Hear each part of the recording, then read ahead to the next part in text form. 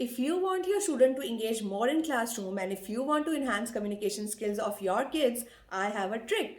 Ask them open-ended questions. Open-ended questions are those questions which do not have a response of just yes or no or maybe a one-word answer. For example, you can ask your child, which is your favorite sport and why? I know your favorite color is red.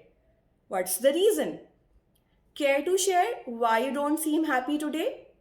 How was your day? Tell me more about it. I love your drawing. What were you thinking while drawing this? You can also make a transition from closed ended questions to open ended questions to keep the conversation going. If you are a teacher, you can make changes according to the subject and grade. If you are a parent, you can make changes according to the age group. These inquiry based questions help to enhance learning skills, communication skills, curiosity, and it also helps to strengthen the bond between you and your child. Try it today and let us know what do you think in comment section. Thank you so much.